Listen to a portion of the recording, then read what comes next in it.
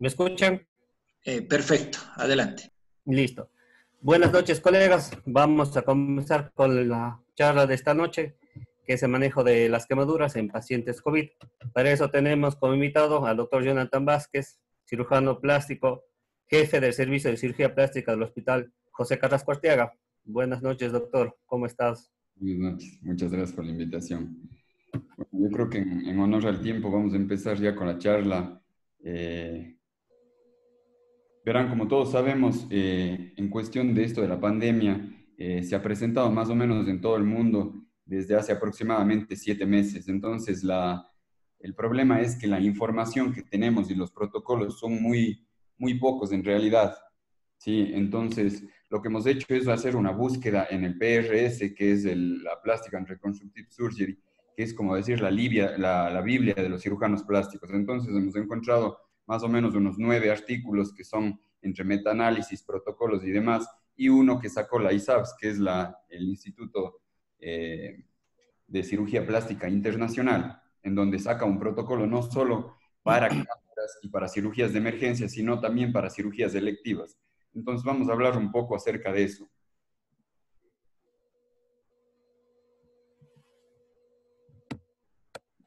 Estos son los protocolos que encontramos nosotros en el PRS, como les digo. El primero y el más importante de todos es el que se realizó en el Servicio de Cirugía Plástica y Reconstructiva del Hospital de Huandog de la República de Chile.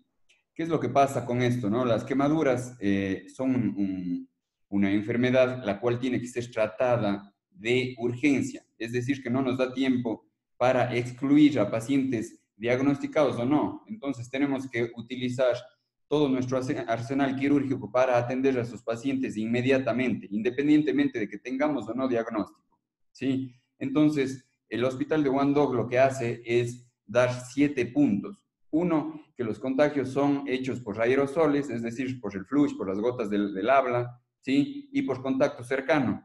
El punto 2 es que ese flujo, ese aerosol, en lugares cerrados, como por ejemplo el quirófano, quedan volando alrededor de 3 horas, ¿sí? Y en lugares abiertos, en cambio, quedan alrededor de 30 minutos. ¿Sí? El punto 3, se ha demostrado que la mascarilla N95 FPT3, que es en teoría la mejor mascarilla que hay en el mercado, todavía no está 100% garantizado de que no nos vamos a contagiar con eso, y por eso ellos han demostrado en un metaanálisis, ahora recién en China, qué es lo que ha pasado, que se contagian cirujanos a pesar del uso de esta mascarilla. Como punto 4, es que la incubación del virus tarda entre 1 a 14 días y con un término medio entre 7 y 3 días. ¿Sí? Los síntomas principales que ellos ven en pacientes, digamos así, no severos, son fiebre, cefalea, tos seca, y en pacientes que se van empeorando, sí es hipoxemia, es síndrome de respuesta inflamatoria sistémica, falla multiorgánica, sepsis, coagulopatía, etc. Como punto 7, el examen serológico ellos hacen de 3 a 5 días posteriores a la enfermedad, es decir, posteriores a que se vea una enfermedad clínica, es decir, con síntomas. ¿Sí? Por punto 8, ellos tienen la radiografía de tórax o la tomografía de tórax. ¿Qué es lo que hacen con esto? Ven primero múltiples sombras pequeñas y desiguales y cambios intersticiales en patrón de vidrio esmerilado, y más bien ya solo en pacientes graves ven consolidación o derrames pleurales. Con todo esto, para empezar, lo que ellos hacen es diagnosticar a pacientes sospechosos y diagnosticar a pacientes ya confirmados. ¿Cómo se hace el diagnóstico de pacientes sospechosos? Es que tienen 2 puntos. Uno es las manifestaciones clínicas y 2 es la historia epidemiológica. ¿Qué es esto de la historia epidemiológica? Tienen ellos 3 puntos, que son muy interesantes, la verdad. Es uno, historia de viajes a lugares endémicos. Por ejemplo, ¿qué lugar endémico es aquí en el Ecuador? Bueno, Guayaquil. Tuvimos como Guayaquil un lugar endémico. Entonces, sería historia de viajes a lugares endémicos. 2, es antecedentes de contacto con un paciente COVID positivo o con un paciente con síntomas. Y 3, es inicio de síntomas, pero siempre y cuando tenga contacto con una persona que haya tenido 2 o más fiebres en sitios pequeños. ¿A qué se refieren esto con sitios pequeños? Se refieren a familias, ¿sí? A oficinas o a clases escolares. ¿Sí? Entonces, estos 3 puntos de epidemiología, sí, se compensan también con los puntos de manifestaciones clínicas, que como ya dijimos antes, es fiebre, tos seca, dolor de cabeza, dificultad respiratoria, dolor articular y muscular, y dolor torácico y de garganta. ¿Sí? ¿Cuál es el criterio diagnóstico para sospechosos? ¿Sí? ¿Cómo puedo decir yo es un paciente sospechoso? Ellos dicen cualquier punto, o sea, un solo punto epidemiológico y 2 clínicos, o si no, 3 clínicos en ausencia de un epidemiológico. Entonces, con eso ya podemos diagnosticar de un paciente sospechoso. ¿Sí? Por otro lado, los pacientes que en cambio sí ya son con criterio diagnóstico de positivo, ellos hacen positivo solo al paciente con PCR y ARN y las inmunoglobulinas, tanto G como la M. ¿Sí? Entonces eso se radica en los criterios diagnósticos para confirmados y para sospechosos. Ahora, los rayos X, ellos dicen que no le toman ni el rayos X ni la tomografía computarizada de tórax, no le toman como un criterio diagnóstico debido a que han visto que los patrones en puntos pequeños y en vidrio esmerilado se ve también en pacientes quemados que sufren intoxicación por monóxido de carbono, es decir, que han inspirado esto. Entonces se ve el mismo patrón en tomográfico, por tanto ellos no dan como valedero la tomografía ni la radiografía de tórax. Por otro lado, lo de la fiebre tampoco dan como valedero debido a que todo paciente con trauma o con cirugías grandes o más aún quemaduras presentan fiebre. En cuanto al flujograma, digamos así, del tratamiento de estos pacientes, todo paciente con historia clínica negativa, sí, historia clínica epidemiológica y historia clínica con la sintomatología negativa, este paciente va directamente a ser operado. Ahora, ¿cómo van a manejar ellos las cirugías? Paciente diagnosticado se va a una área quirúrgica que es un quirófano con presión negativa. Y luego del quirófano de presión negativa se va a una unidad de cuidados intensivos de quemados infectológica. ¿Ya? En cambio, los sospechosos son operados en una sala quirúrgica, también con presión negativa, pero se van a un espacio medio, es decir, una zona media infectológica hasta que sea descartado o diagnosticado de COVID positivo. Una vez si es que es diagnosticado, obviamente va a ir a cuidados intensivos infectológicos. Y si es que es descartado, va a ir a cuidados intensivos solamente de quemados, no infectológicos. ¿Sí? En cuanto a las medidas de protección, ellos consideran que el tratamiento temprano en sí, con toda la exposición a aerosol y con todo el tratamiento quirúrgico que se hace de un paciente que no se sabe si es COVID, es el mayor riesgo para el médico. Entonces, ¿qué es lo que hacen? Ellos hacen 3 niveles de medidas de protección y lograron con estos 3 niveles de medidas de protección, lograron que ninguna persona del equipo de cirugía plástica haya sido contaminada. Los niveles de protección son el nivel primario, que vemos aquí, que son pacientes febriles, pero sin contacto directo, ¿sí? Entonces ahí vemos nosotros higiene de manos, obviamente en todos, el gorro en todos, la mascarilla quirúrgica es obligatorio en nuestros pacientes, al igual que la mascarilla se puede cambiar, ahí vemos con positivo y negativo, es decir, es opcional la mascarilla N95, la máscara facial no se necesita. Por ejemplo, en protección secundaria, en pacientes que tienen un diagnóstico y tratamiento con sospecha, o sea, cuando nosotros realizamos diagnóstico y tratamiento a pacientes con sospecha ya de COVID-19, ya vemos que se cambia, ¿no? Los niveles de protección son mucho más, la ropa descartable sobre el traje quirúrgico ya es obligatorio, por eso está en rojo, y la protección de zapatillas ordinarias también son, o sea, los zapatones que usamos en quirófano también son obligatorios, ¿sí? Y en las protecciones ya terciarias, en donde son pacientes con sospecha, en donde se va a hacer un acto quirúrgico que se someta al aerosol del paciente, entonces ahí sí vamos a necesitar, o en pacientes COVID positivos, vamos a necesitar ya un nivel de protección mucho mayor, ¿no? Con máscaras faciales, con el traje de protección personal, el EPI, ropa descartable, doble guante, etc.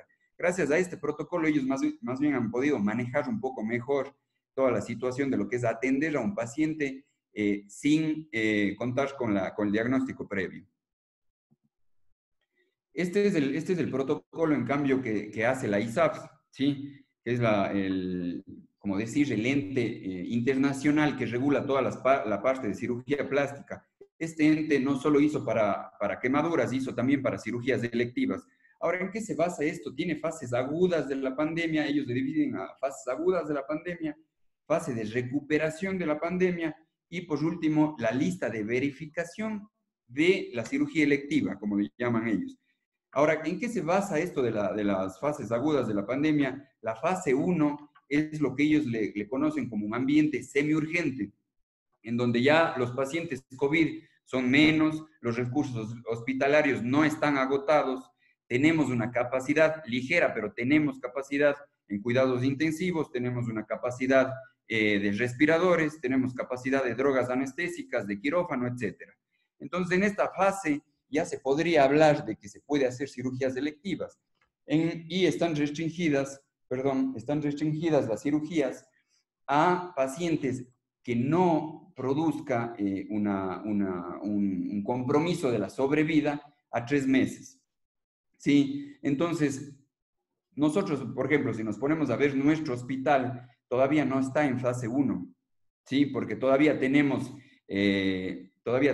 recursos limitados porque la UCI está llena, todavía no tenemos respiradores suficientes. ¿A qué se basa esto de la fase 1 en un espacio semi-urgente? Es a que nosotros podamos operar lo que nosotros queramos en cirugía electiva, contando siempre con la eventualidad de que que algo se complica en nuestra cirugía, sea de cáncer, de reconstrucción, etcétera, tengamos espacio en cuidados intensivos o tengamos los suficientes suministros o insumos para poder resolver una emergencia quirúrgica. Entonces, por eso es que todavía nosotros no hacemos cirugía electiva en nuestro hospital, ¿sí? Fase aguda 2 o ambiente urgente, en cambio hay muchos pacientes COVID-19, la capacidad de UCI y de ventiladores está limitada, los suministros en quirófano están limitados, incluso el personal está limitado. Yo creo que nos encontramos en este tipo de fase nosotros. Entonces, aquí la cirugía electiva se restringe a pacientes que solo puedan realizarse la cirugía en los próximos días.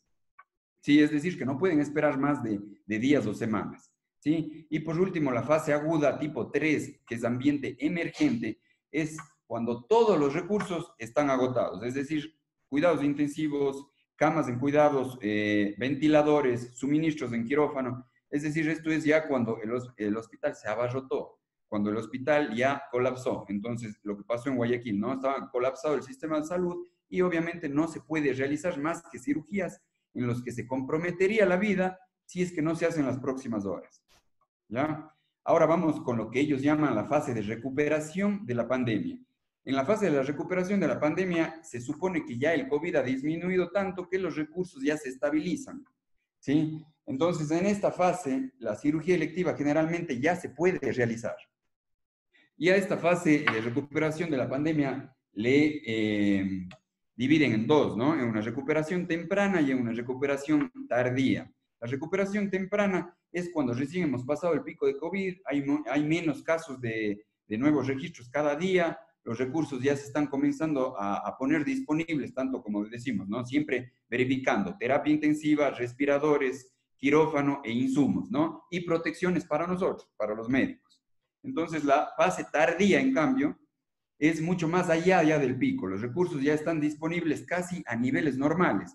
Igualmente, terapia intensiva, ventiladores, quirófano, insumos y protecciones y pruebas. ¿Ya? Y la lista de verificación, en cambio, que hacen ellos es en 5 puntos. Ahora, ¿en qué se basan estos 5 puntos? Uno, reglamentos locales, ¿sí? ¿A qué nos referimos con reglamentos locales? A verificar, según el gobierno, qué nos permiten y qué no, ¿sí? 2, es la existencia de pruebas disponibles para todo, es decir, pacientes, personal médico, emergencias, etcétera. Hospitales locales, ¿a qué se refieren con esto? Ver la suficiencia, como ya dijimos, de todos los insumos, de todas las áreas hospitalarias y las estadísticas locales, que son nuevos casos, nuevos pacientes en UCI, nuevos muertos y cuánto vamos disminuyendo, ¿sí? Y por último, se verifican los suministros, que ya hablamos de todo esto. Ahora, en cuanto al flujograma que hacen para cirugías electivas, ellos tienen ellos tienen la evaluación de riesgos con exclusión de los pacientes. Entonces, ¿a qué pacientes nosotros vamos a decir no vamos a operar cirugía electiva? Sí, vamos a decir a personas mayores de 65 años, a personas con ASA riesgo 3 o superior, con una clasificación NIJA 3 o superior, con TBP, con hipertensión arterial, ¿sí? Con enfermedad vascular cerebral, con cardiopatía isquémica, con arritmia cardíaca, con diabetes mellitus, con enfermedad renal en etapa final, con EPOC, con asma y con obesidad. Esos son los pacientes excluyentes para cirugía electiva. ¿Sí? Estamos hablando solo de cirugía electiva. Y dos, es el tiempo y la complejidad del procedimiento quirúrgico. ¿En qué se basa esto del tiempo y la complejidad del procedimiento quirúrgico? Todo esto se basaron ellos, la ISAP se basó en el metaanálisis hecho por Warden. Warden es un autor en el cual mide la morbimortalidad aumentada de acuerdo al tiempo quirúrgico. Entonces, se dice que, por ejemplo, pacientes que fueron sometidos a cirugías mayores a 3.1 horas tienen un incremento de la mortalidad. Y este incremento de la mortalidad sube un 3.05%, si nos pasamos a 4 horas.5. Y si nos pasamos a 6 horas, sube un incremento hasta de un 4.7% de la mortalidad. Entonces, por eso es que en el flujograma nosotros vamos a desechar a los pacientes para cirugía electiva, es decir, por ejemplo, en el caso de cirugía plástica, bueno, me quiero implantar las mamas, bueno, no puede si tiene todos estos criterios de exclusión, ¿ya? Para emergencia ya vimos el protocolo de Wandog, que es totalmente diferente. Pero vamos a hablar también de esto porque también es súper importante la cirugía electiva. Entonces, todos estos son criterios de exclusión. Ahora, pacientes que no están excluidos, 48 a 72 horas antes de la cirugía, nosotros lo que vamos a hacer es hacerle un riesgo quirúrgico común y corriente, como hacemos a todos los pacientes, y aparte de eso, la radiografía de tórax o la tomografía en caso de ser necesario y el PCR. Si el PCR sale negativo, se va a seguir al siguiente paso. Si el PCR sale positivo, simplemente no se aplica la cirugía electiva. Si sale negativo, vamos a ir a cuarentena domiciliaria. ¿Qué es la cuarentena domiciliaria? Vamos, por ejemplo, si le hacemos el PCR tipo miércoles, bueno, vamos a programar la cirugía para una semana después, y la semana después, todo este tiempo tiene que estar en cuarentena domiciliaria el paciente. ¿Sí? Si no está en cuarentena domiciliaria, tampoco se hace la cirugía. Si es que está en cuarentena domiciliaria, el día del ingreso se hace una prueba rápida y se ve. Si es que está positiva, nuevamente regresa, no se hace la cirugía. Si es que está positiva, nos dividimos en dos ángulos, como vemos aquí en el flujograma, en cirugía de bajo riesgo, es decir, que no tiene exposición a mucosas, en donde se utiliza mascarilla quirúrgica, guantes, etcétera, como una cirugía normal.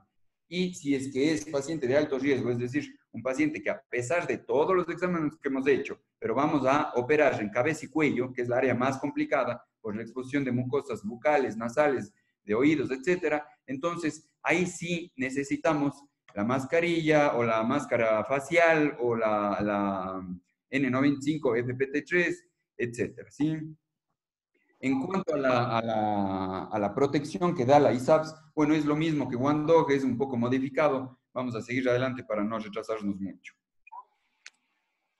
En el caso perdón,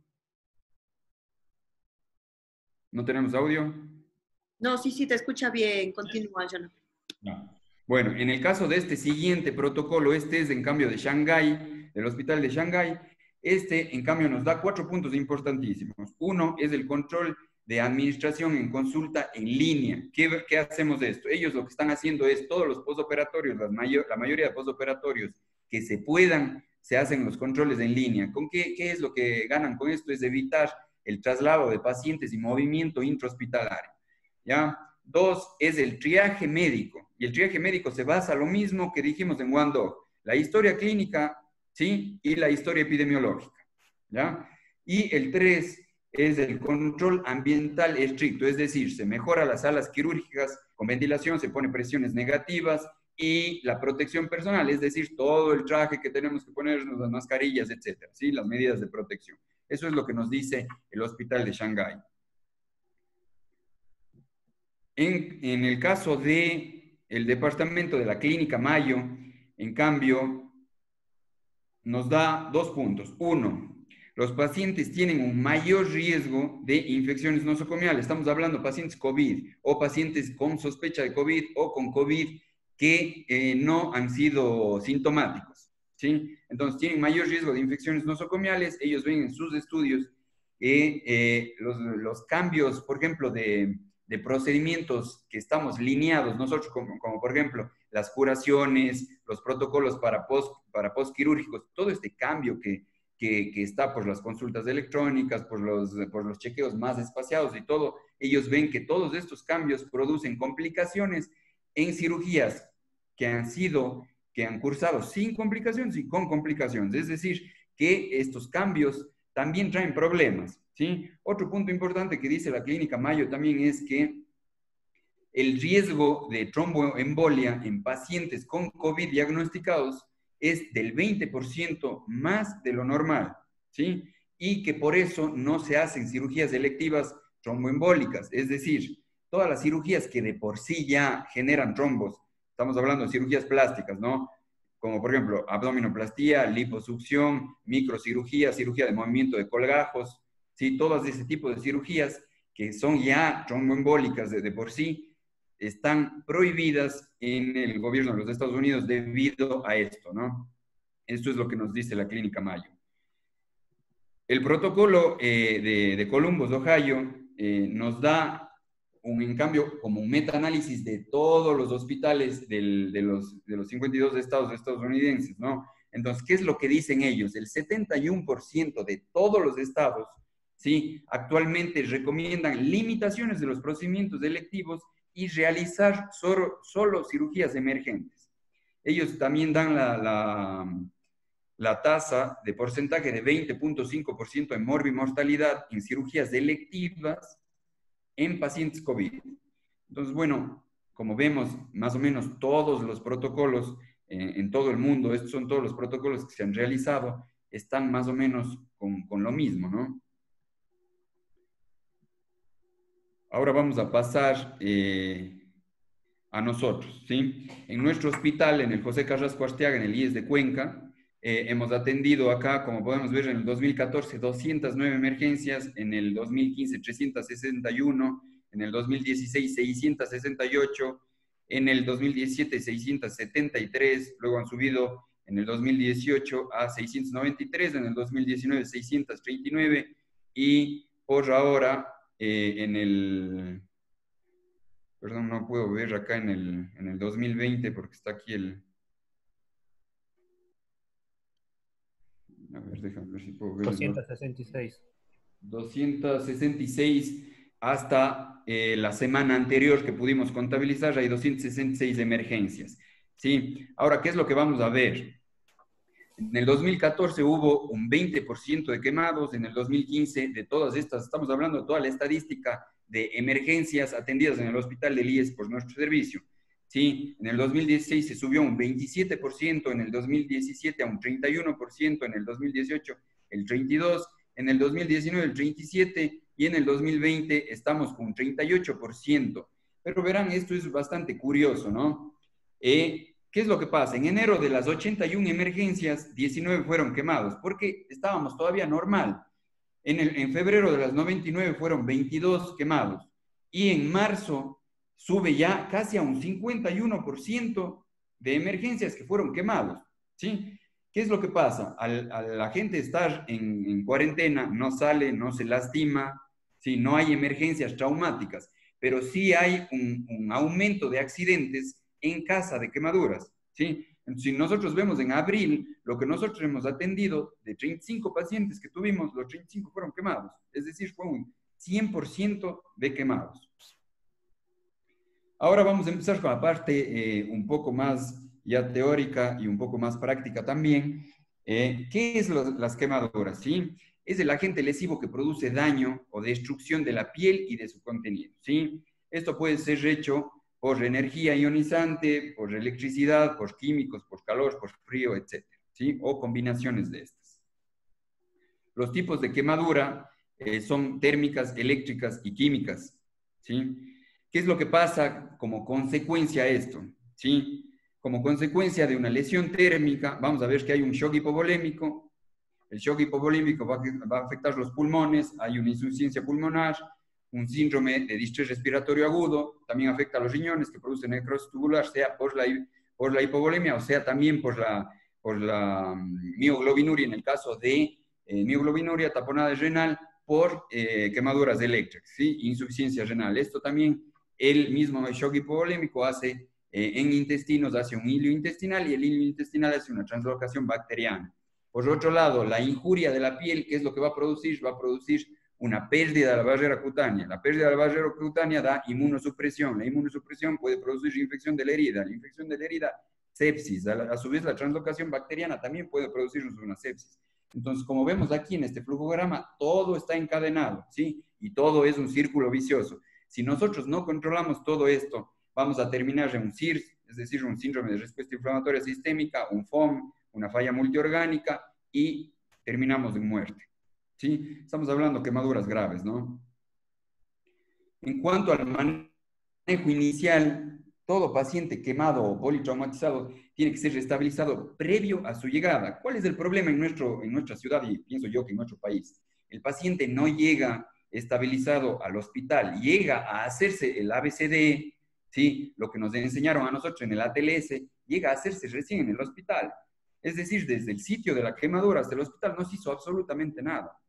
¿Sí? Lo que normalmente se debería hacer y lo que se hace en otros países ya desarrollados es el control de la vía aérea, la ventilación y la respiración, la circulación, el déficit neurológico y la exposición, ¿sí? Que es lo que nos enseñan en el ATLS. Esto ya tiene que llegar hecho al hospital.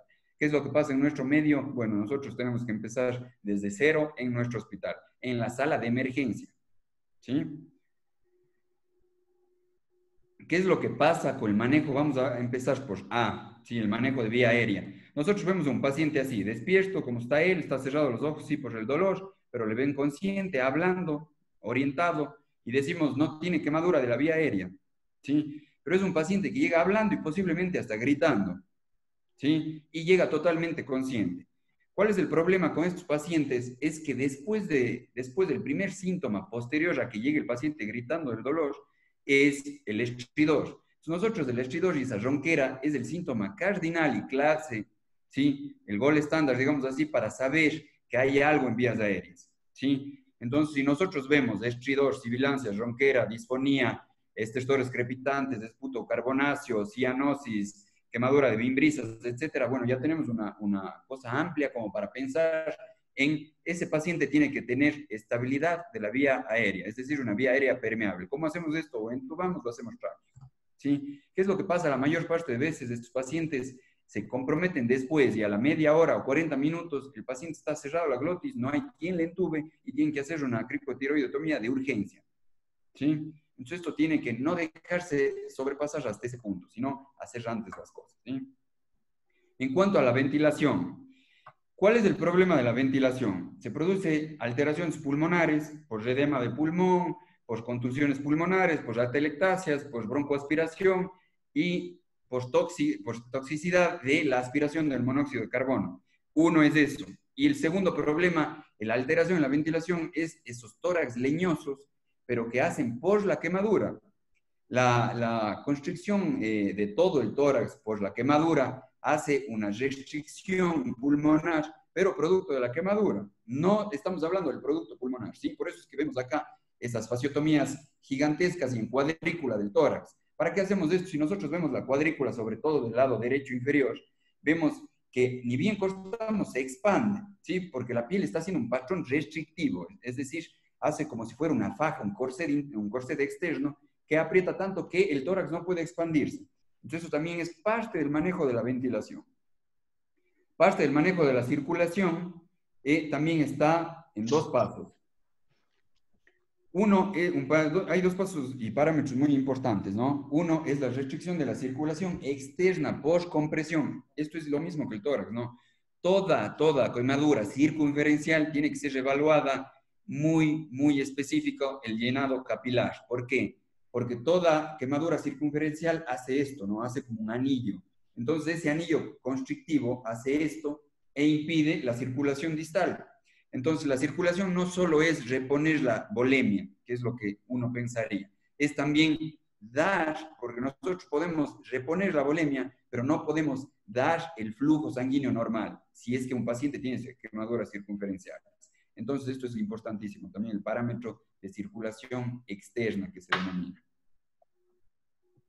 Ahora, el manejo de la circulación venosa, es decir, de líquidos por la hipovolemia, nosotros vemos fórmulas, por ejemplo, de cristaloides, o de coloides, perdón, como vemos Evan, Brock, Stadler, o fórmulas de cristaloides como Parkan y Brock, que es de las que más conocemos, ¿no? Ahora, ¿qué es lo que pasa? También vemos fórmulas de solución salina hiperstónicas como Monafo o Warden, y fórmulas de dextrano como Demling. Ahora, si nosotros nos ponemos a ver esto, ¿qué es lo que dijeron en la American Burn Association, que es la ABA? ¿Sí? Este es el ente que regula todo referente a quemaduras en el mundo entero.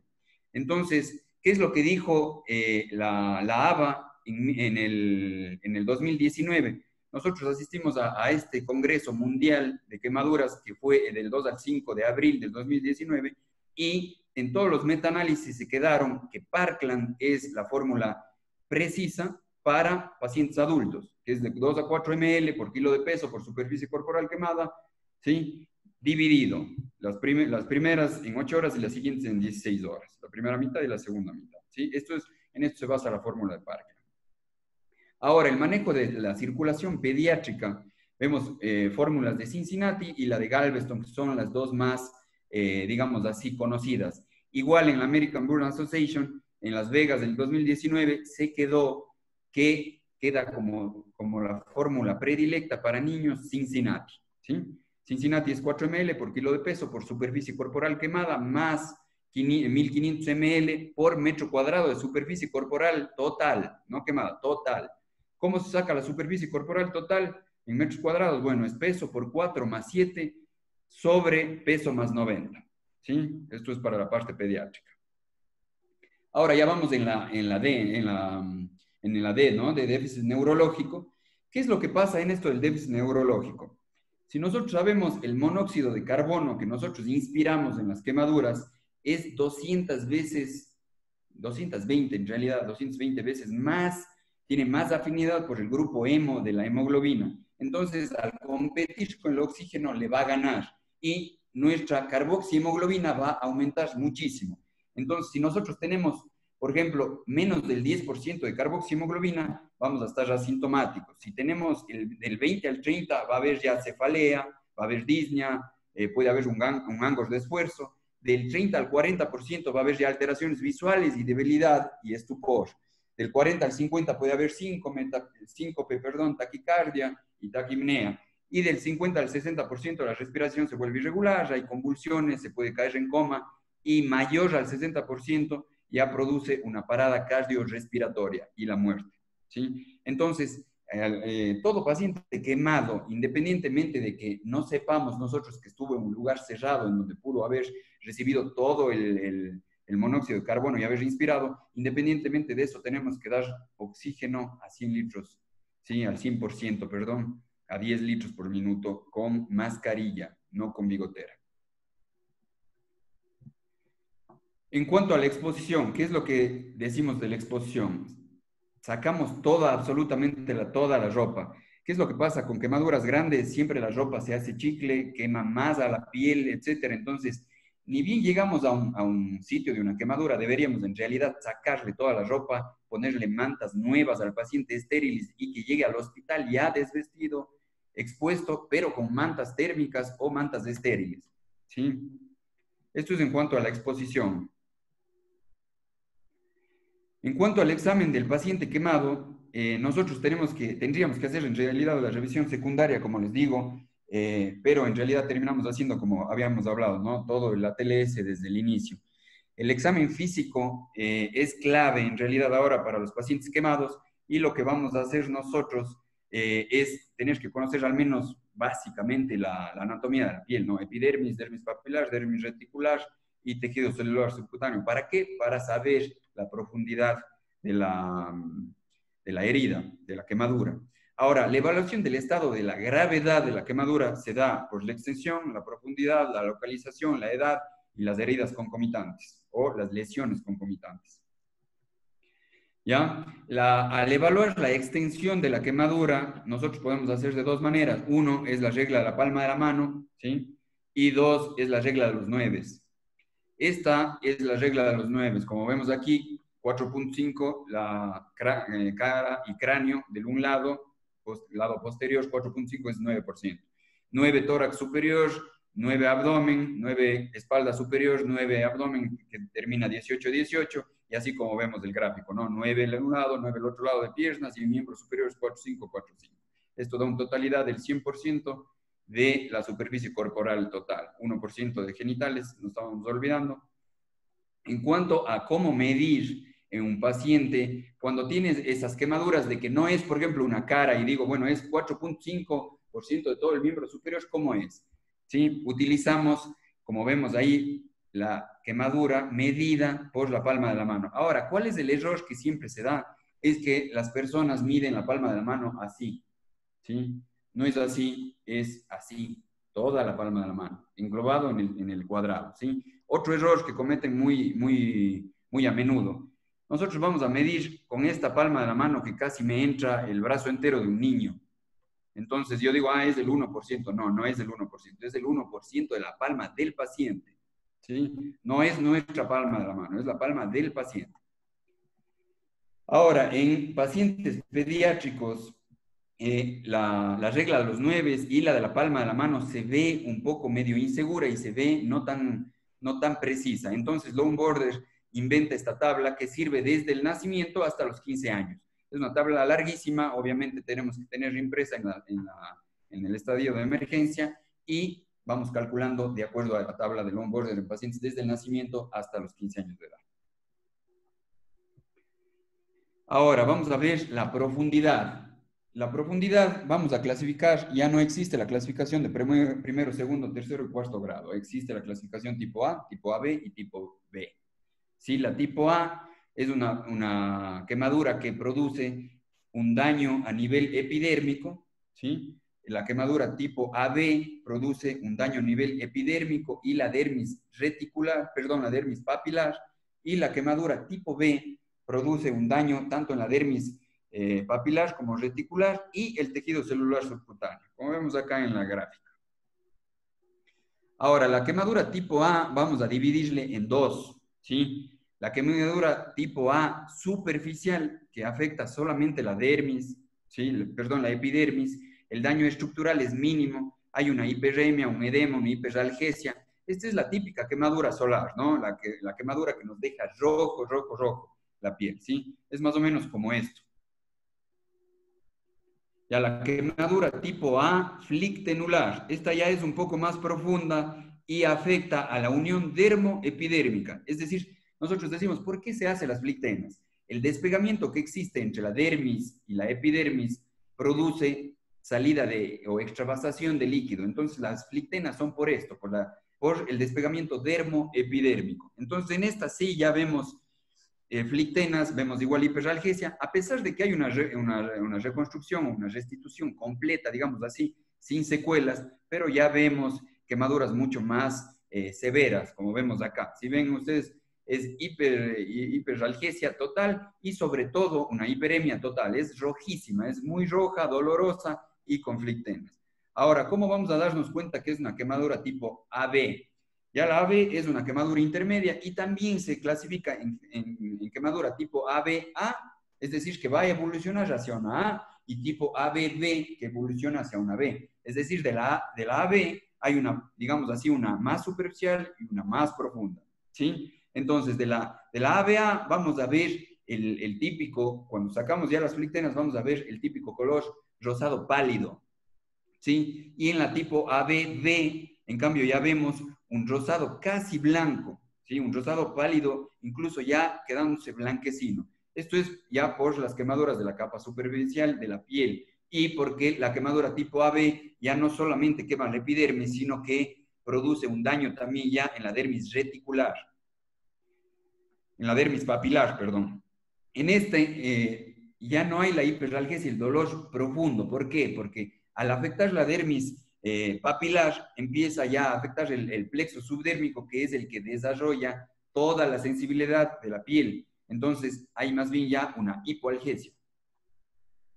Aquí podemos ver, por ejemplo, una tipo ABA y una tipo ABB dentro del mismo paciente. Ustedes ven la parte más roja que yo estoy señalando aquí, ¿sí? La parte más roja, ven la parte rosa y ven ya la parte que se va hacia blanco, ¿sí? Igual en la mano, ¿no? La parte blanca que está más profunda, la parte roja hacia afuera, rosada, y roja hacia más afuera, que incluso ya está hasta sangrante, es la más superficial. Y la quemadura tipo B, que en cambio ya es el espesor total, ahí sí ya es dermis papilar, dermis reticular, epidermis y hasta tejido celular subcutáneo. En esta ya hay una analgesia, ya ni siquiera hay hipoalgesia, ya se quemó todo el plexo subdérmico e incluso nervios más internos que están debajo del celular subcutáneo y musculares incluso. Entonces hay una analgesia total. Esta realmente requiere ingestos, requiere reconstrucciones, deja secuelas, y sobre todo vamos a ver, lo clásico es una piel blanca, pálida, marrón o incluso hasta negra según los grados de quemadura. Por ejemplo, acá vemos igual, ¿no? Esto es fantástico, esta primera foto, porque nosotros podemos ver desde la quemadura A hasta la tipo B, ¿no? Si esto de derecha a izquierda, ustedes pueden ver en la pantalla, desde rojo, rosa, blanco, pálido, café, hasta negro. ¿Sí? Entonces ahí se puede ver lo que es realmente una quemadura grave y lo que es los índices de profundidad, digamos así, de la quemadura. Ya. En cuanto a la clasificación de la severidad, ¿sí? Vamos a ver que Benaim dice que hay grupo 1 que es el leve, el grupo 2 que es los moderados, el grupo 3 que es grave, el grupo 4 que es críticos, y bueno, el 5 ya son los letales, ¿no? Entonces, de acuerdo a los porcentajes de superficie corporal quemada, nosotros vamos a ir clasificando. Ahora, ¿esto para qué nos sirve? 1, leves, es ambulatorio. 2, es internación en un hospital común. 3 es en un hospital de quemados, ¿sí? Y 4 y 5 son hospitales de quemados multidisciplinarios, ¿sí? Es decir, que tengamos una terapia de quemados más un equipo multidisciplinario para la reconstrucción, ¿sí? En realidad, en nuestro hospital, si bien no tenemos el centro de quemados, pero tenemos una terapia intensiva que está a cargo del doctor Fernando Ortega, que nos sirve muchísimo como una terapia intensiva de quemados. Y la verdad que hemos sacado todos los pacientes gracias a esta terapia intensiva quirúrgica que organizó el doctor Ortega. Estos son los factores que agravan, en cambio, el pronóstico de la quemadura. Uno es menores de 2 años, mayores de 70 años, vías, localización de la quemadura, vía aérea, periné, zonas de extensión y flexión, es decir, mano, rodilla, pliegue popitleo, axila, enfermedades concomitantes, embarazo, diabetes, hipertensión, cardiovasculares. Todo esto, independientemente de la superficie corporal quemada, esto es a veces algo que no entiende la parte de emergencia de clínica. No importa el porcentaje en este grupo de gravedad. Puede ser que sea el 1%, pero si es del grupo de gravedad, tiene que ingresar el paciente, ¿sí? ¿Qué más? En cambio, los criterios de transferencia al centro de quemados, lo que nosotros diríamos la UCI quirúrgica nuestra, ¿sí? Son quemaduras tipo AB, B y B de mayores del 10% en niños menores de 10 años y adultos mayores de 50 años, o quemaduras ABA mayores del 20%, o quemaduras B mayores del 10% en cualquier edad, quemaduras AB y B que involucren cara, manos, pies, genitales, perineo y articulaciones. Esto estamos hablando quemaduras tipo AB y B, no importa el porcentaje, no importa la edad. Si es que es en cara, manos, pies, genitales, perineo o articulaciones mayores, tiene que ir a un centro de quemados. Es así de simple, ¿sí? Quemaduras químicas que involucren cara, manos, igual, pies, genitales, etcétera, quemaduras eléctricas, todas van al centro de quemados. Esto es algo con lo que luchamos nosotros. Toda quemadura eléctrica, por más que sea un punto de entrada de este porte hacia arritmias, puede haber paros cardiorrespiratorios. Lo que nosotros recomendamos y lo que recomienda la American Burn Association es todo paciente con quemadura eléctrica, independientemente del porcentaje, tiene que tener control cardiológico en terapia de quemados o terapia intensiva o cardiológica por 48 horas, porque se ha demostrado en estudios que puede haber arritmias posteriores, que es lo que se hace normalmente, se le hace el electro, la CPK o lo que sea, y se dice, no tiene nada, que vaya a piso. La arritmia viene 6 horas o al día después. se nos complica el paciente en piso y a cantarle a Gardel. El enfoque terapéutico, como ya habíamos dicho, quemaduras tipo A, ambulatorio, quemaduras tipo AB, hospital y cirugía, quemaduras tipo B, centro especializado multidisciplinario, ¿no? Vamos ahora con el tratamiento. ¿Qué es lo que pasa con esto del tratamiento de las quemaduras? Hay mucho producto y casi poco sirven, digamos así. Cuando tenemos una quemadura tipo A superficial, es decir, la quemadura del sol, nosotros podemos ver vaselina, citosterol o sulfadiazina argénica. ¿Qué es lo que pasa con el mevo, que es el citosterol o la sulfadiazina? Estos dos productos producen, el mevo, por ejemplo, produce costras y produce como unas especies de carachas que terminan resecando la piel. Nosotros tenemos que entender una cosa, la quemadura ya de por sí reseca la piel, mata la piel. En una quemadura tipo A va a producir una quemadura de la epidermis. Entonces, en esto es lo que menos necesitamos es que se reseque la piel, que es lo que hace el citosterol, ¿no? Y por otro lado, en cambio, la sulfadiazina de plata no es que humecte, sino se macera la piel. Entonces crea, al contrario, es un exceso de hidratación de la piel, macera la piel y termina a veces hasta infectando la herida, a pesar de la plata, ¿no? Entonces estos productos nosotros no usamos. Más barato y más fácil de conseguir es la vaselina, un tarro de vaselina sólida. ¿Qué es lo que produce la vaselina? Al ser un elemento inerte, no tiene crecimiento bacteriano, 1, 2, es un hidratante excelente, ¿sí? Y produce repitelización por epiborismo. ¿Qué es el epiborismo? Es el crecimiento celular desde los extremos hasta el centro. Eso ya está demostrado científicamente. La vaselina es mucho mejor que todas estas cremas, mucho más barata aparte. Estamos hablando de quemaduras superficiales solares. Ya, para las quemaduras tipo A, flictenulares, que nosotros vimos ya esas ampollas de agua enormes que nosotros tenemos que sacar, etcétera.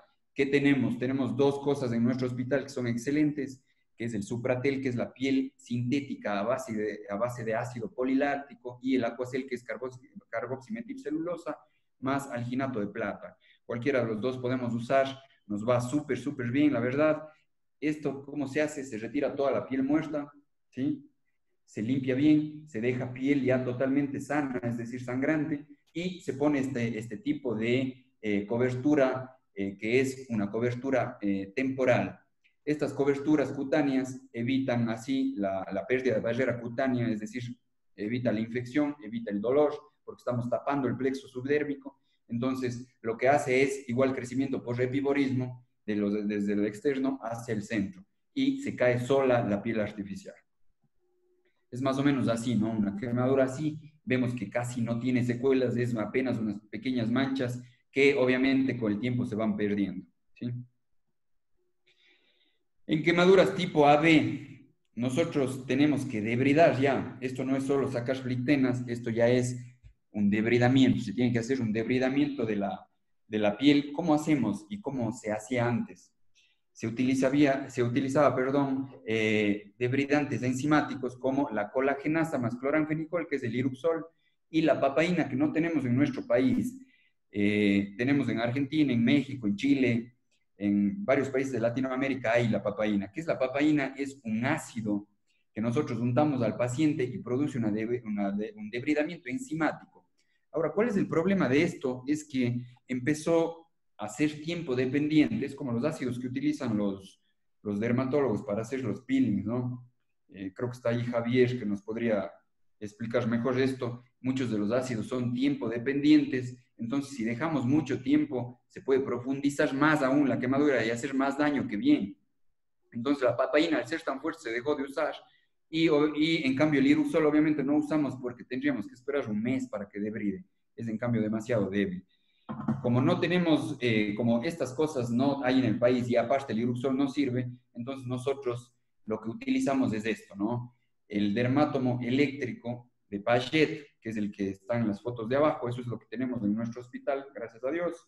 Y cuando no tenemos el dermátomo eléctrico o está dañado el dermátomo eléctrico, no nos queda nada más que hacer con lijas 3M, que ustedes ven acá, o el bisturí, que es a la antigüita, porque el gráfico que vemos en la esquina superior derecha es punta de diamante con aspiración que obviamente no existe en los hospitales públicos. Ahora, la cobertura que se da a una quemadura tipo AB, ¿qué es lo que nosotros contamos en esta cobertura? Hay dos tipos de cobertura, ¿no? La cobertura temporal y la cobertura permanente. La cobertura temporal que nosotros tenemos de este momento en nuestro hospital es la epidermis porcina, es decir, la piel de banco, pero porcina, ¿sí? De puerco. Esto más o menos funciona así. Esta es la quemadura, ponemos una piel, la piel de puerco que incluso ya nos viene mellada. Es fantástico este producto porque viene en venda. Es como una venda. Nosotros vamos vendando la quemadura, pero vamos vendando con piel.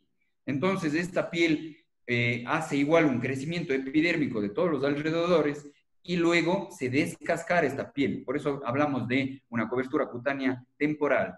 Es decir, se da una cobertura temporal hasta que haya un crecimiento que es ayudado obviamente por la piel porcina y luego se descascara y se cae en forma de costra la piel de puerco.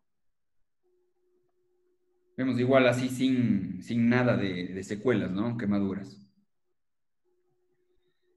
Coberturas permanentes, ya en estos casos en cambio hacemos los injertos autólogos o heterólogos.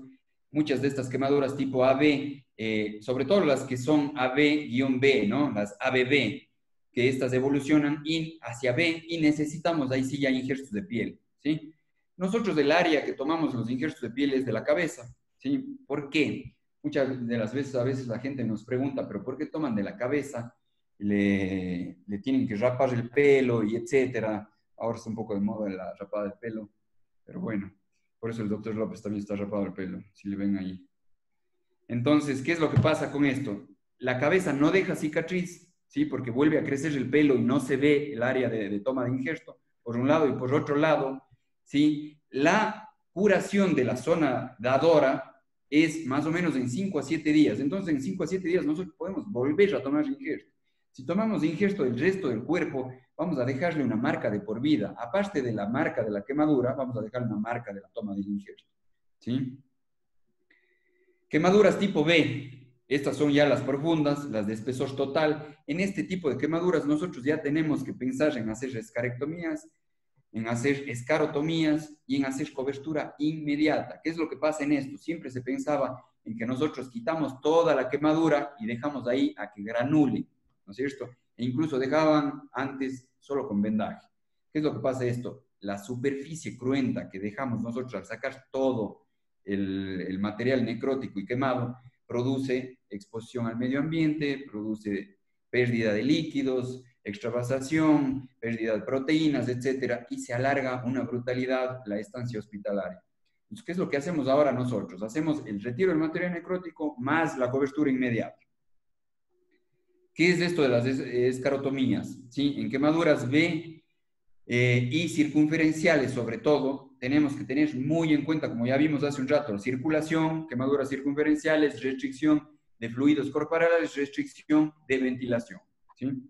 Esto tener muy en cuenta. Así se hacen las escarotomías, no se le parte a la pierna en transversal. Las escarotomías son por los bordes externos e internos de todas las extremidades, ¿sí? Desde la parte proximal hasta la uña.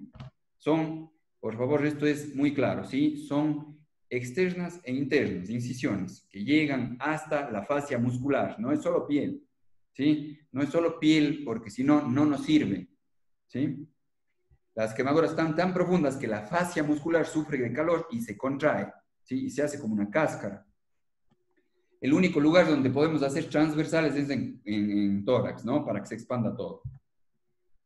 Es más o menos así.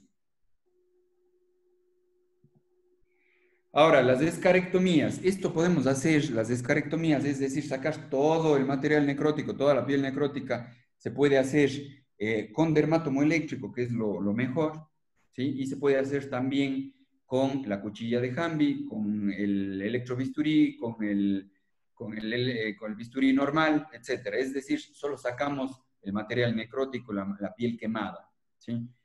Más o menos así se ve un paciente después de la escarectomía, ¿sí? Como vemos aquí la cara, después de la curación, vemos ya así como al rojo vivo, como piel sangrante. Eso es llegar al tejido sano. nosotros tenemos que ir cortando con el dermátomo. El dermátomo es un aparato muy útil que tiene desde 0.01 de espesor, milímetros de espesor, hasta 2-3 milímetros de espesor. Entonces vamos a ir al más delgado y de ahí vamos probando y probando para no sobrepasarnos. ¿Qué es lo que pasa con el bisturí, con el electrobisturí, con la cuchilla de Hammy? Muchas veces sacamos más de lo que necesitamos, ¿sí? Entonces con el dermátomo eléctrico vamos retirando la piel hasta que tengamos tejido sangrante. Eso significa que ya llegamos al tejido vivo. ¿Por qué no dejamos nosotros? Esto también hay que meterse en la cabeza. No se deja las flitenas, no se deja la piel, no existe eso del apósito biológico.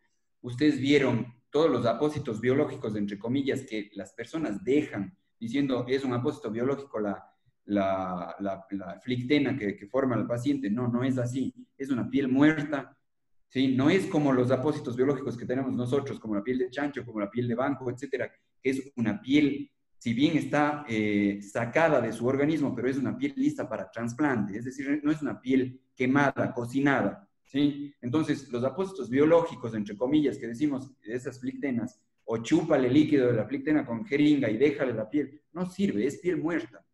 Aparte, la quemadura es un ente vivo que si no sacamos todo, se sigue profundizando. Toda la compresión que hace va a ser incluso isquemia por presión. Entonces, mientras nosotros no saquemos toda la piel muerta, va a seguir avanzando la quemadura. Entonces, tenemos que ser desde el inicio agresivos, ¿sí? Todas las personas que hemos ido a un centro de quemados gigante sabemos lo agresivos que tenemos que ser con las quemaduras. Esto no es un juego, ¿sí? La cobertura cutánea en las quemaduras graves son temporales y permanentes, ¿sí? Yo les voy a hablar acerca de las temporales. Este es un apósito biológico en cierto modo y sintético también en otro, porque es hecho de ácido hialurónico que si bien tenemos nosotros en el organismo, es sintetizado. Esto se llama Hialumatrix, es una cobertura de ácido hialurónico con Silastic puesto encima. Entonces nosotros ponemos sobre una quemadura, después de quitar ya todo el material necrótico, nos queda un hueco, digamos así, ¿sí? En ese hueco implantamos nosotros el Hialumatrix y en 14 días sacamos el Silastic y encontramos ya tejido de granulación, listo para injertar, ¿ya? Otro es el Pelcupront, que es piel porcina. Este también es temporario. ¿Por qué? Porque nosotros tapamos, esperamos que granule y luego sacamos, ¿sí? Estamos hablando de coberturas, recuerden, en quemaduras tipo B, que son profundas, que no existe ya dermis, se quemó todo. Estamos sobre músculo o sobre articulaciones o sobre hueso o sobre... ¿Perdón? Ya, bueno, pensé que alguien preguntaba algo. Entonces, ¿qué es lo que pasa con este Pelcupront? Sacamos a los 15 días, igual tenemos tejido de granulación para injertar sobre esto. Hay otro que se llama Matriderm o Biobrane, que más o menos son iguales, ¿no? Ponemos en el espesor, como vemos aquí, después del debridamiento ponemos, esto se empieza a integrar, ya se integra, una vez que se integra, sacamos el Silastic, la membrana de silicón, e injertamos sobre eso. Ahora, yo les quería comentar algo muy importante sobre esto de las coberturas temporarias o digamos así, las membranas temporales en quemaduras tipo B. Esto se hacía hace mucho tiempo, ¿sí? Y nosotros decimos, bueno, bárbaro, está todo granulado, el cuello y parte del pecho superior del guagua, pero ¿qué es lo que pasa aquí? Nosotros tenemos tejido de granulación, no tenemos dermis para ponerle epidermis encima. Entonces nosotros tenemos que pensar algo. La dermis nos va a dar elasticidad, nos va a dar retractibilidad, nos va a dar la elasticidad normal de la piel. La dermis tiene todas las fibras elásticas de la piel. ¿Qué es lo que se hacía antes? ¿Sí? Y en muchos lugares todavía se hace. Se obtiene tejido de granulación y se injerta sobre esto. Entonces nosotros decimos, bueno, perfecto, ¿no? Nos fue perfecto, se granuló toda la quemadura, está ya con tejido sano y injertamos.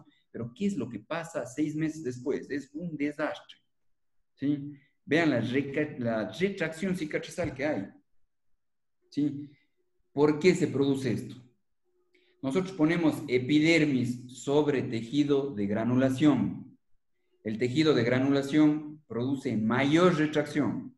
Si nosotros sabemos de por sí ya el injerto de piel parcial, tiene una tasa de retracción altísima y un cambio de coloración. ¿Por qué? Porque no tiene dermis. El injerto de piel total, que obviamente es autolimitado, no tenemos mucho espacio para sacar piel total a más de la panza, de la muñeca, de la zona supraclavicular y dejamos secuelas. El injerto de piel total no se retrae porque tiene dermis. Entonces, ¿qué se iluminó a los centros de quemados?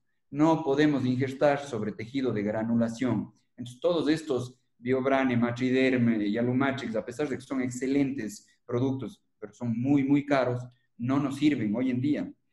Tenemos que hacer resultados competitivos y resultados muy buenos y dar sobre todo una calidad de vida al paciente que no necesite posteriores cirugías. Este niño necesitará 3 o 4 cirugías después para elongar su cuello, necesitará expansores tisulares o la opción de ahora, hoy en día, en vez de los expansores, sacamos todo eso, ponemos dermis en bloque y sobre la dermis injertamos. Pero ya sometemos al niño a mayores gastos, a mayor hospitalización, a secuelas, etc.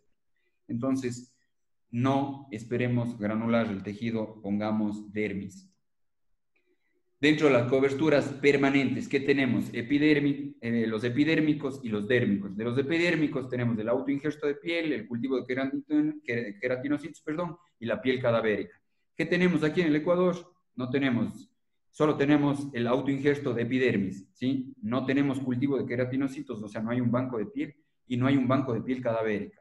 La primera y última vez que pusimos banco de piel de cadáver fue en unas quemaduras muy severas y hicimos por primera vez nosotros acá en el IES en el 2014. Ya les voy a mostrar.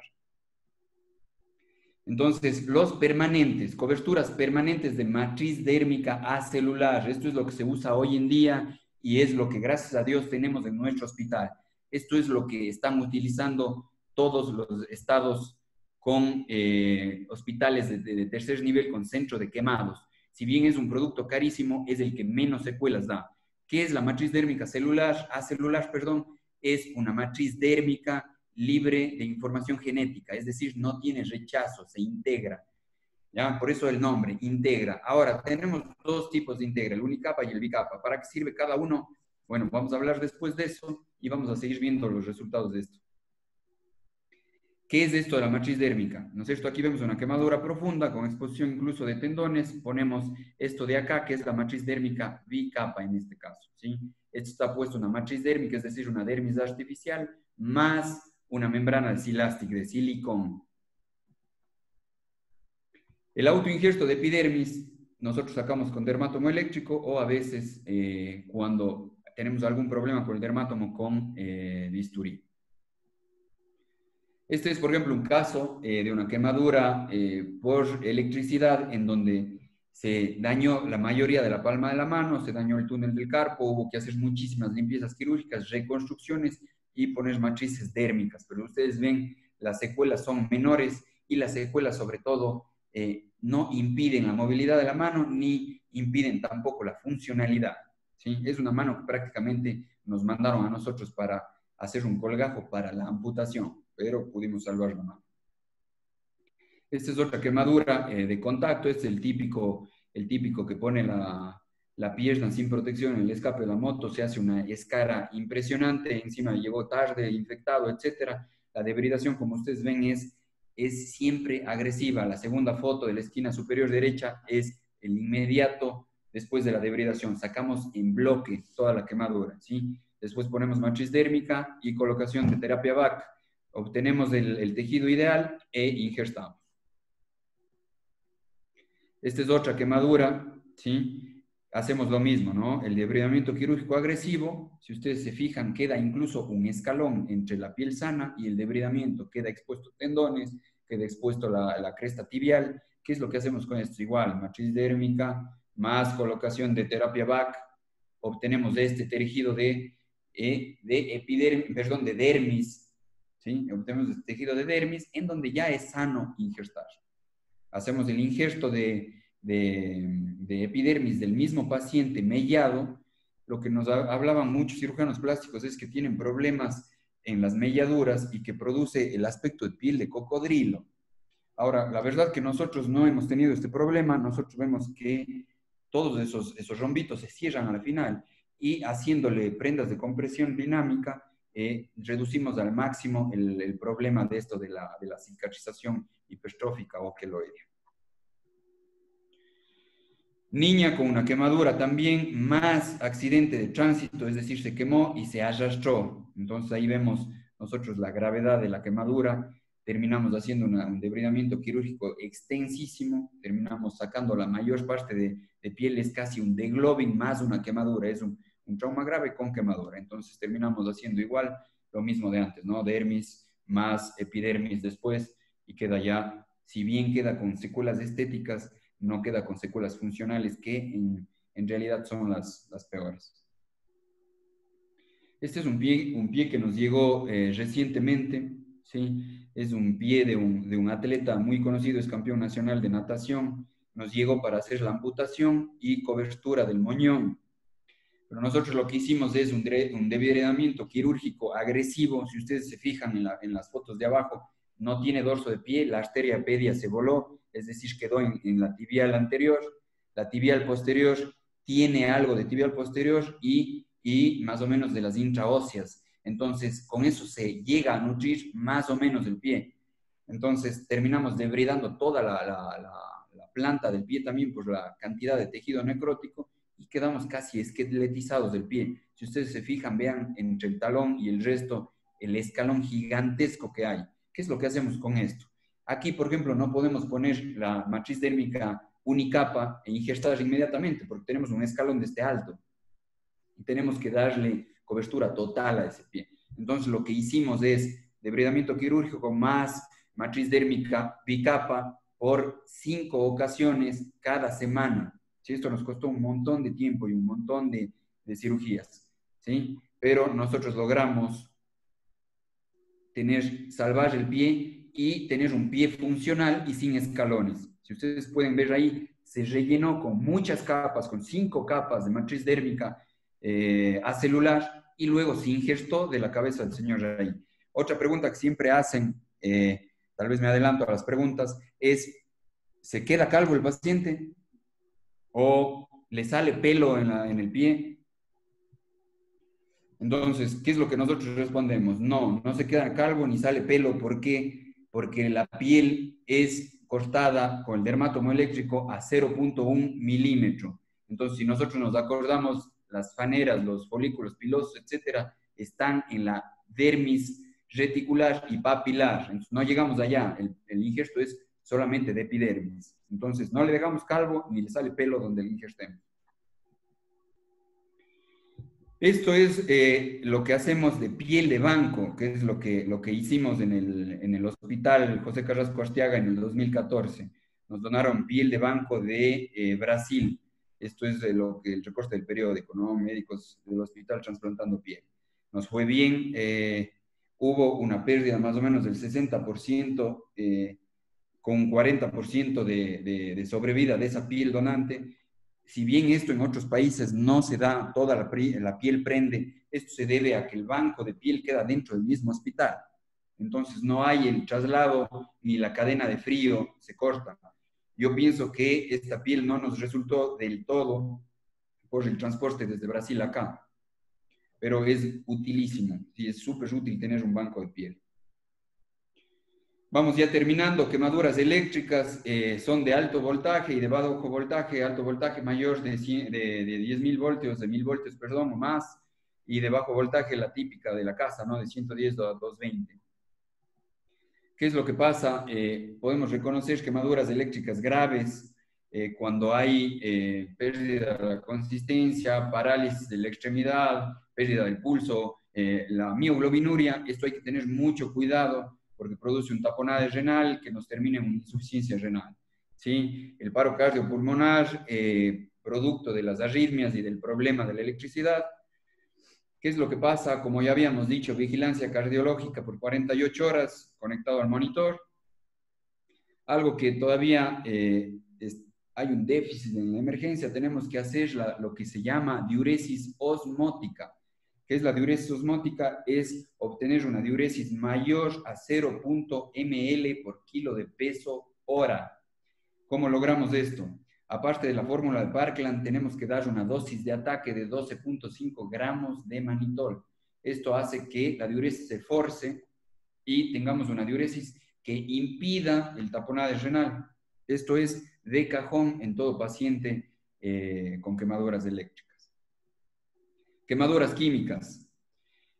Bueno, en caso de los álcalis, el daño se produce por necrosis y licuefacción, por desnaturalización de las proteínas. Esto es peor que los ácidos, ¿sí? Y es lo típico que se tiene productos de limpieza en casa, así que hay que tener mucho cuidado con esto. En caso de las quemaduras por ácidos, en cambio, se da la necrosis por coagulación y precipitación de las proteínas. No es tan grave como los álcalis, pero de todas maneras producen también mucho daño. Es igual productos de destapar cañerías y cosas así, ácido clorhídrico, sulfídrico, etc. ¿Qué es lo que vamos a hacer con las quemaduras químicas? Si bien ya vimos todo el tratamiento de las quemaduras en general, esto es lo mismo, con la diferencia de que nosotros tenemos que... nos falta todavía las quemaduras por compuestos orgánicos, ¿sí? Esto es, por ejemplo, fenoles, petróleos, etcétera, ¿sí? A lo que íbamos. ¿Qué es lo que tenemos que hacer? Primero ver el agente causal. La concentración del agente causal va a producir la profundidad de la quemadura. Es decir, a mayor concentración el ácido, es decir, un ácido, digamos, si nosotros tenemos que 7 es un pH neutro y un ácido de 5 no va a quemar como un ácido de 2, ¿ya? A eso vamos, con la concentración. Igual el álcali, no es lo mismo un 8 que un 10, ¿ya? El volumen del líquido que se regó va a dar, en cambio, la extensión de la quemadura y el mecanismo de acción del agente va a dar el tipo de quemadura.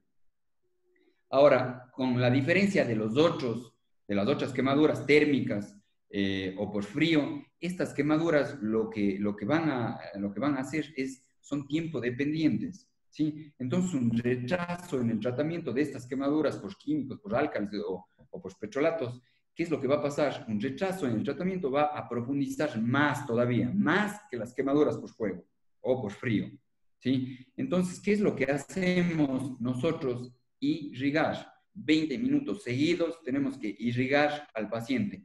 Nosotros hemos tenido en el IES quemaduras con ácido y le hemos metido a la ducha que hay en emergencia, le hemos metido al paciente en la ducha 20 minutos. Es así de simple. ¿Qué es lo que hacen las amas de casa o las personas o los todólogos en casa? Dicen, bueno, se quemó con un álcali, pongámosle limón. O se quemó con ácido, pongámosle bicarbonato. Este cambio brusco de pH produce una desnaturalización peor todavía. Entonces, ¿cómo neutralizamos un ácido o un básico? Es simplemente con algo neutro, agua. Entonces, por eso está ya establecido 20 minutos de irrigación con suero fisiológico o agua de la ducha.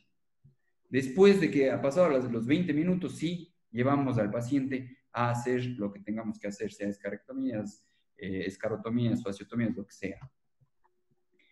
Últimamente nos estamos viendo involucrados en quemaduras causadas iatrogénicamente, ¿sí? Estamos cada vez más en los hospitales de tercer nivel viendo este tipo de casos, que son graves.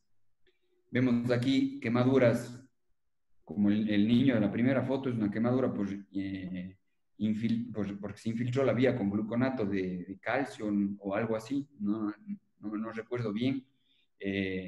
La quemadura de abajo, es decir, esta de acá, es por una manta térmica, ¿sí? Estas cosas son graves, la verdad, porque nos atañe directamente a los médicos, al equipo médico, al equipo de enfermería, al equipo de neonatología, etc. Entonces tenemos que tener mucho cuidado. Estas quemaduras son de las quemaduras más graves que hay para el organismo. ¿Por qué? Ustedes fíjense lo que es esto. Nosotros ya tenemos 3 limpiezas quirúrgicas en esta mano del niño y todavía encontramos venas trombosadas. ¿Qué es lo que pasa? No solo se rompe la vena o la arteria en donde está canalizado y se extravasa el líquido que están inyectando, ¿sí? Lo que pasa es que al extravasarse daña las venas, daña las arterias, daña el tejido. Entonces las quemaduras son más profundas de lo normal, ¿sí? Dejan secuelas terribles. Entonces, ¿qué es lo que tenemos que hacer? Inmediatamente se vea una infiltración de la vía, sacar, retirar. Sobre todo con suero fisiológico no va a pasar nada más que que se le infle la mano de este poste. Pero sobre todo con agentes que produzcan daño, tenemos que sacar, porque veamos lo que pasa, ¿no? En los pies, en las manos. Otro tipo de quemaduras que también son iatrogénicas son las quemaduras por fricción o por decúbito. Vemos aquí, por ejemplo, una locura. Esto es una cosa de no creer, ¿no? Es un tubo endotraqueal amarrado al cuello para que no se extube el paciente, pero amarrado de tal manera que se laceró el cuello. O vemos este niño que se laceró la comisura bucal por el decúbito del tubo, ¿sí? Entonces, estas quemaduras por fricción o por decúbito es lo que estamos viendo hoy en día y es lo que tenemos que evitar para bien del paciente y para bien de nosotros también, ¿no? Muchas gracias. Ha sido medio largo el tema. Preguntas. Bueno, agradecemos la exposición del doctor Vázquez. Tenemos varias preguntas relacionadas con la exposición. Eh, una de las preguntas es, en caso de quemaduras superficiales y manejo ambulatorio del paciente, ¿se recomienda el uso de parches de Duoderm? No, el parche de Duoderm en realidad, si bien aísla la piel y va a disminuir el dolor, no produce ninguna repitelización. En realidad, en caso de quemaduras superficiales solares, lo mejor es la cobertura con vaselina para hidratación de la piel. Y en quemaduras superficiales, pero ya flictenulares, es lo que vimos hace un momento, ¿no? Las coberturas temporarias con pieles sintéticas. Ya. Otra pregunta. En el caso de utilizar apósitos externos, ¿puede ser más propensos a que estos se infecten por COVID? ¿Hay algún estudio o algo? ¿Cómo apósitos externos? ¿Qué es eso? Supongo que se refiere al Duoderm parche. No utilizamos primero, o sea, Duoderm en parche o ese tipo de apósitos que son en realidad para úlceras de decúbito. Verán, el Duoderm en parche es fantástico, pero para prevenir las úlceras. Nosotros vemos los viejitos que están con los codos, por ejemplo, apoyados, los hombros, los trocánteres, las caras internas de las rodillas que se están chocando. Entonces, ¿qué es lo que se les dice siempre al área de la enfermería? Antes que, ¿sí? Es decir, antes que suceda la úlcera, ponemos el parche de Duoderm en todas las superficies óseas de apoyo. Ponemos el parche de Duoderm y el parche de Duoderm nos sirve únicamente para apoyo, para que no haya un decúbito en zonas de apoyo óseo, pero no sirve para realizar cobertura En quemadura. quemaduras. Ajá. Y no sé si se refiere a que tiene más, ¿cómo me dijiste? Más propensión a que se infecte. Ajá, por el COVID. No, en realidad no tienes problemas de infección ni con COVID ni lo otro. Más bien la cobertura que nosotros realizamos, sea con membranas biológicas o sintéticas, es precisamente para eso, para dar una cobertura a la piel y que la piel no esté expuesta al medio ambiente, porque si no se convertiría en una mucosa, ¿no? Ajá. Si nosotros quitamos la piel y dejamos así, solo con venda, la venda no es hermética, no es una cobertura la venda. Entonces sí podría pasar. Se está hablando de ahora incluso de contaminación de COVID por las mucosas y por la conjuntiva, ¿no es cierto? Entonces, si hablamos de que hay una contaminación de COVID por la conjuntiva ocular, hablamos de que cualquier superficie que tenga pérdida cutánea también se podría infectar al estar en contacto con saliva, por ejemplo, o hablando y el flujo y las gotas, etc. Entonces, ¿qué hacemos nosotros? Damos una cobertura precisamente para evitar que se dañe la barrera de piel exterior. No sé si respondo a la pregunta. Yo pienso que sí, más o menos por ese.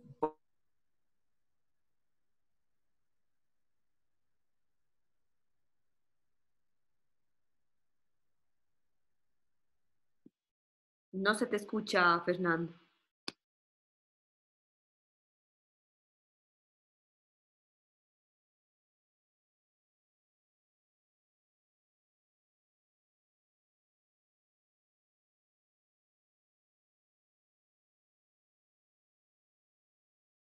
La retracción, las secuelas, las retracciones cicatrizales secuelares y la impotencia funcional que produce esto. Así es. Al contrario de utilizar la matriz dérmica, no se produce esto. Es más, nosotros estamos haciendo, desde ya les adelanto, estamos haciendo un trabajo que fue presentado en Texas en el 2019 y ganó el premio del mejor trabajo en Texas. Hicimos en el hospital, en nuestro hospital, en el hospital del IES, José Carrasco Arteaga, inyectamos matriz dérmica.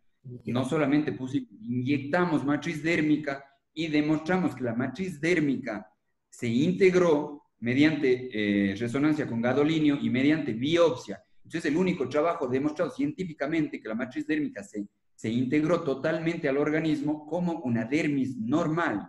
¿Sí? Y esto está demostrado con biopsia y con resonancia con gadolinio, ¿sí? Demostrando tejido vivo. Entonces, la matriz dérmica, tanto la líquida como la unicapa, como la bicapa, se integra también al organismo que suple la dermis que nosotros tenemos. Entonces, no hay problemas en futuro. Perfecto. Otra pregunta. ¿Cómo ayuda la terapia de presión negativa en las quemaduras? Ya, la terapia de presión negativa en las quemaduras ayuda en las quemaduras tipo B, profundas, en donde vamos a necesitar, como el pie que yo les mostré, vamos a necesitar un mayor aumento de la dermis. Entonces, ¿qué es lo que hace? En lugar de que la dermis se ingeste más o menos en 10 a 15 días, la terapia de presión negativa sobre la dermis hace que la dermis se integre más o menos en 3 a 5 días. Entonces, cada 5 días nosotros podemos sacar la membrana de Silastic, poner otra capa de dermis, sobre eso va y así sucesivamente el grosor que nosotros queramos. Porque como sabemos y vimos en los gráficos, cuando las quemaduras son profundas tenemos que sacar extensiones profundas de tejido. Entonces nos quedan escalones, digamos, piel sana, escalón, donde sacamos y de vuelta escalón. Para rellenar eso, para que no quede el ingesto así, si he hecho un bache, digamos así, nosotros tapamos el hueco, digamos así vulgarmente, tapamos el hueco con matriz dérmica. Rellenamos. Para adelantar mucho más rápido. Listo. Hay otra pregunta. Dado a los tratamientos que se están haciendo en las terapias intensivas de los hospitales con los pacientes pronados y que las caras están aplastadas en las camas, ¿qué recomendaciones darías para evitar las úlceras a este nivel? Ya, bueno, lo primero es lo que se mantiene ya desde antaño, ¿no? La movilización estricta cada 2 horas. Nosotros sabemos que 2 horas es lo que aguanta más o menos el éxtasis sanguíneo producido por el decúbito. Pasado las 2 horas empieza ya a haber daño, primero vascular, luego nervioso y luego necrosis. La necrosis se da más o menos a las 6 horas. Entonces, obviamente tenemos que no tener más de 2 horas a un paciente aplastado toda la cara, ¿no? Entonces tenemos que darle la vuelta cada 2 horas, ir intercambiando las caras, digamos así, laterales del paciente. Otra cosa que es muy útil son las superficies siliconadas. Son como las superficies siliconadas que utilizan los anestesiólogos cuando ponen un decúbito prono o supino incluso a pacientes. No sé si han visto en quirófano esas bandas enormes de silicón, eso también ayuda mucho. Y se puede utilizar en los puntos óseos, como por ejemplo nariz, pómulos, mentón. Se puede ahí sí utilizar los parches de duoderm para evitar el decúbito y la fricción, ¿no? En zonas de óseo, de apoyo óseo. Listo. Bueno, con esta respuesta ya nos contestaste la siguiente pregunta que nos hacen. ¿Qué prevenciones podemos tener o qué precauciones podemos tener para evitar las úlceras con el uso de las mascarillas que ahora todos estamos utilizando? Como me comentaste, el uso de los parches y... Cómprense una mascarilla de silicón buena. No, los parches para proteger. Yo tengo un residente, casualmente, ¿no? Que tiene una úlcera de decúbito en la nariz, pues exageradito. Ajá. Entonces, ya le hemos dicho 20 veces, pero no hace caso, imagínate. Entonces ya los parches de duoderm van bárbaro aquí y acá como para ponerse la mascarilla sobre el parche de duoderm y no pasa absolutamente nada. Perfecto. Otra pregunta. ¿Hay alguna diferencia significativa al utilizar la hidratación en un paciente quemado utilizando la fórmula de Parkland o versus hidratación con lactato más mannitol?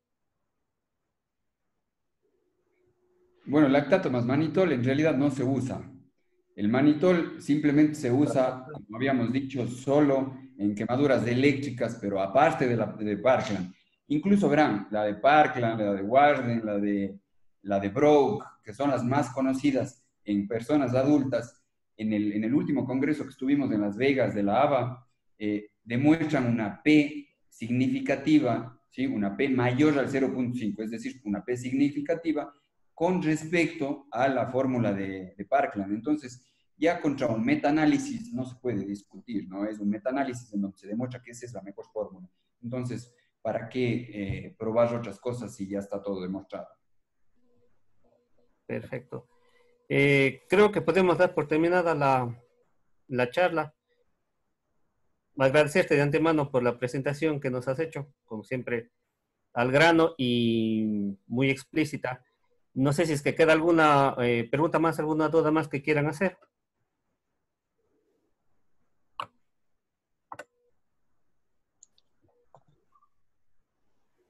Hay una última pregunta que me hace. ¿La fórmula de Parkland se utiliza ante cualquier porcentaje de superficie corporal quemada? Sí.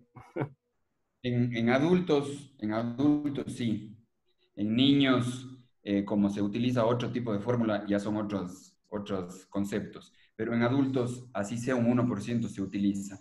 El 1%, obviamente, si tenemos un 1%, también tenemos superficie corporal quemada y también tenemos extravasación de líquidos y también tenemos, si bien puede ser, digamos así, no podemos decir una hipovolemia, pero podemos decir una pérdida de líquidos mínima. La quemadura se trata de poner en homeostasis al paciente, de poner en un equilibrio total. Entonces, no es tanto el problema del porcentaje. Incluso en las quemaduras ambulatorias, obviamente en una quemadura solar del 15% no le vamos a poner una vía y meterle una hidratación, pero sí le vamos a mandar a hidratarse por vía oral, igual con la fórmula de Parkland. Perfecto.